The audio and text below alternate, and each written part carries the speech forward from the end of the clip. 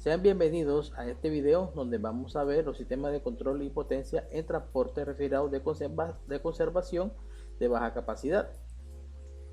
Aquí tenemos los equipos y accesorios para el sistema, en lo cual tenemos compresor, tenemos el condensador, el evaporador y el filtro deshidratador.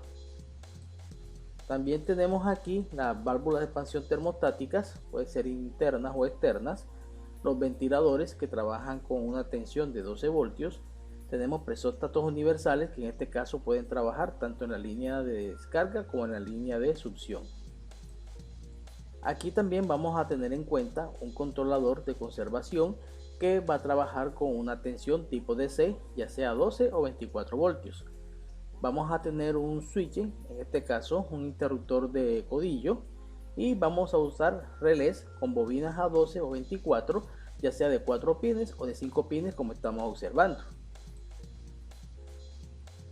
Por último, podemos utilizar también aquí presóstatos para línea de especializados en la línea de alta presión o presóstatos especializados en la línea de alta presión. También vamos a utilizar un disyuntor de sobrecarga vehicular. Tiene una ventaja muy especial, que en caso que la corriente DC sobrepase el valor estipulado, él se va a abrir el circuito entre estos conectores y al enfriarse nuevamente vuelve a conectar. Bien, también vamos a tener un portafusibles. Este portafusibles tiene la ventaja que tiene un conector aquí para el positivo y un conector para el negativo o masa, y aquí tenemos una mornera para masa. También tenemos aquí unos fusibles 6 salidas que podemos colocarlos los valores de los amperajes necesarios para la carga que vamos a conectar, y unos LED que nos van a indicar aquí cuando tenemos actividad o corriente que pasa por cada fusible. A continuación vamos a ver el esquema de los componentes. Vamos a ver los aquí ya conectados. Entonces vamos a observar que tenemos el filtro deshidratador, condensador, evaporador y el compresor. Aquí tenemos la línea de alta presión que llega al condensador. El condensador sale hacia el filtro deshidratador, de allí nos vamos hacia la válvula de expansión termostática y del evaporador llegamos nuevamente hacia el compresor por la línea de succión.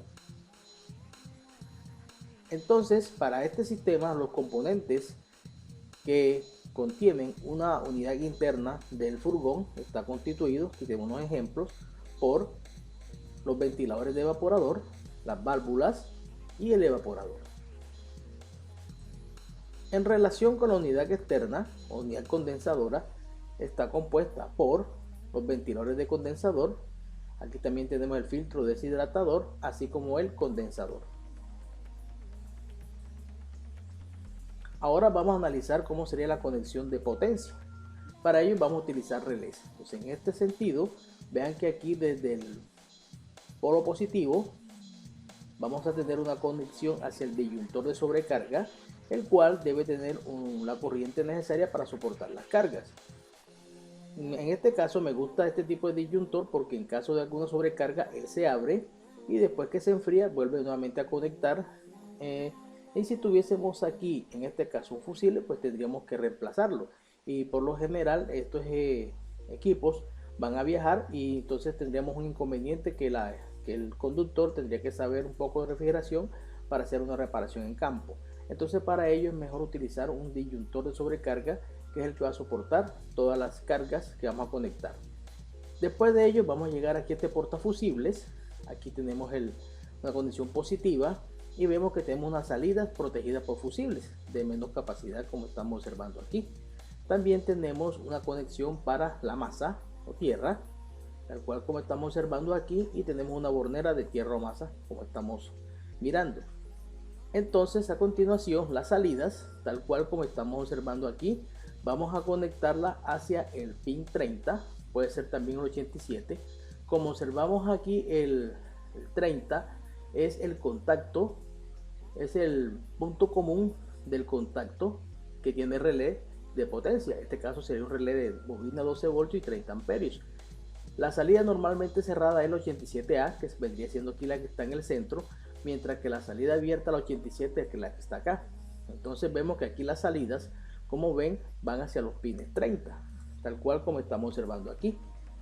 Entonces la única diferencia que tenemos aquí es que hay una salida para los presóstatos. Entonces aquí tenemos salidas positivas, cada uno va a tener un fusible aquí con un amperaje de acuerdo a la carga que yo vaya a colocar.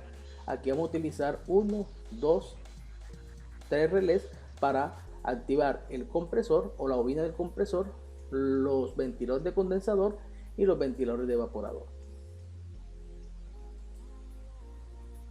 Vamos a ver la conexión típica de la bobina del compresor. Ya vemos que analizamos aquí el portafusible. Entonces aquí del portafusible, vean que tenemos una salida hacia el 30 y del 87 nos vamos hacia la bobina del compresor. En este caso la masa o la tierra la hace la unión de la carcasa o del cuerpo del compresor con el motor. Ahora vamos a analizar la conexión de potencia de los ventiladores de condensador. Entonces prácticamente en la misma conexión, vemos aquí que de la salida del un fusible vamos hacia el pin 30 del relé, la salida normalmente abierta 87, vamos hacia los positivos de los conectores de aquí de los ventiladores de los condensadores, ¿no? Y ahora lo que hay que hacer es conectar la masa o tierra tal cual como estamos observando. Aquí quedarían estos ventiladores en paralelo. Con relación a los ventiladores de evaporador, es prácticamente el mismo montaje que vimos anteriormente cuando estamos conectando los ventiladores del condensador. Entonces es prácticamente igual. Entonces la diferencia radica en que aquellos son de condensador y estos son ventiladores de evaporador, tal cual como estamos observando aquí. Bien. Ahora con respecto a la conexión de control, entonces vamos a ver que del mismo portafusible vemos aquí el cable de salida y vamos a conectar los presóstatos. En este caso el de alta presión y el de baja presión están en serie, véanos aquí, y la salida del último vamos hacia el interruptor y del interruptor vamos hacia la alimentación del controlador, que en este caso tendría que ser de alimentación de tipo DC a 12 o 24 voltios.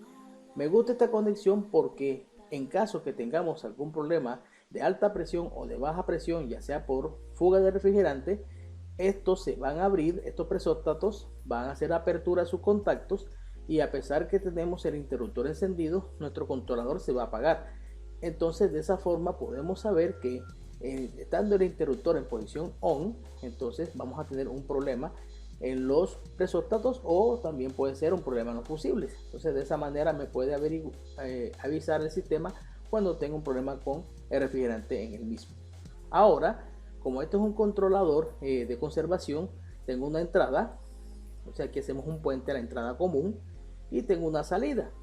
Entonces para ello la salida, en este caso la salida normalmente abierta, va hacia los pines 86 y esos pines 86 que vemos acá tienen que ver con la bobina de los relés. Entonces los pines de la bobina serían el 86-85 tal cual como estamos observando aquí y vemos que la salida del controlador va hacia los pines 86 como estamos observando aquí y lo que resta ahora para cerrar el circuito es tomar los pines 85 y unirlos con la tierra o masa del sistema.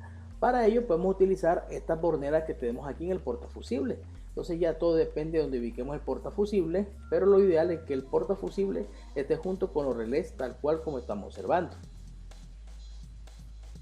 Y de esa manera tienen ustedes un sistema de control simple para un furgón refrigerado de conservación. Muchas gracias.